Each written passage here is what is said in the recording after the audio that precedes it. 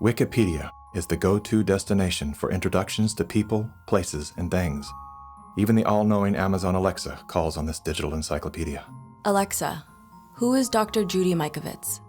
According to Wikipedia, Judy Ann Mikovits is a former American research scientist who is known for her discredited medical claims. She has been described as an anti-vaccination activist and a promoter of conspiracy theories, and has been accused of scientific misconduct. Wikipedia is supported by the Wikimedia Foundation, a non-profit parent organization with a long history of politically tied funders. Many named, many anonymous. What exactly does a Wikipedia donor receive in exchange for their generosity? What began as an unbiased open-source platform is now weaponized to undermine the work and reputation of anyone deemed a threat to its stakeholders. And once they smear you, they lock you out for making corrections to your own bio. In summary, most independent fact-checkers are neither independent nor factual. Simply put, they are political spin machines. And so what they have done is they've decided that there's an approved narrative.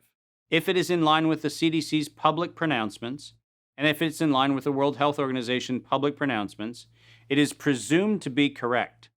I don't have to remind many Americans that the Center for Disease Control was the one that said you should use DDT in your homes.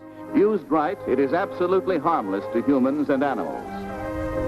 Remember the name, DDT. It spells certain death. A scientific panel today reported that pesticides may indeed represent a grave threat to mankind.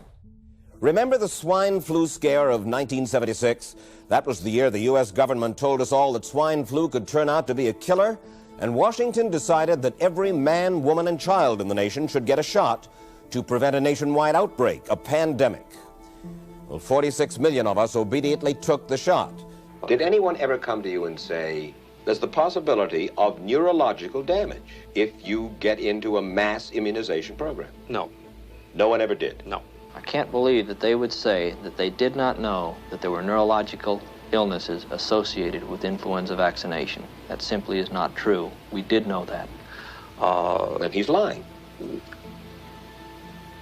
I guess you would have to make that assumption.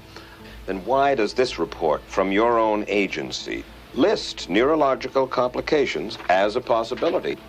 You didn't feel it was necessary to tell the American people that information. Dr. Sensor's CDC also helped create the advertising to get the public to take the shot. The vaccines are safe, so roll up your sleeve. And now Americans are claiming damages from Uncle Sam amounting to $3.5 billion.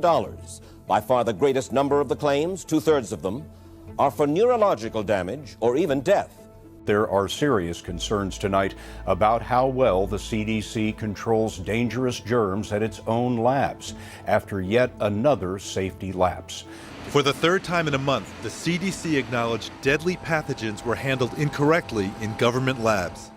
That CDC is the CDC that allegedly is looking out for your public health. When we start with the assumption that the official dogma has to be the objective standard, then what fact checkers look for is a piece of published media that confirms the statement made by that particular organization. And then debunkers and conspiracy theorist blower-uppers come in and say, we're gonna make this thing clearly the scam that it is. Every media outlet that is in the public media right now has planted evidence, and they have re-ranked pages. So if you look today at face mask wearing, and if you look today at social distancing studies, you will see the studies that used to be number 1, number 2, number 3 on the pages of PageRank search don't exist anymore. And what is there are studies that wind up having headlines that support the common narrative. You're going to be hearing more about advanced guidelines. Because if you can keep people from assembling, guess what they're not talking about? They're not talking about the issues of the campaign. If you can keep people in their homes, the only source of information that you can have is what you curate for them. Now I know how to target my electorate. They're in the only place I allow them to be, being fed the only message I'm allowing them to hear, through a media that I control.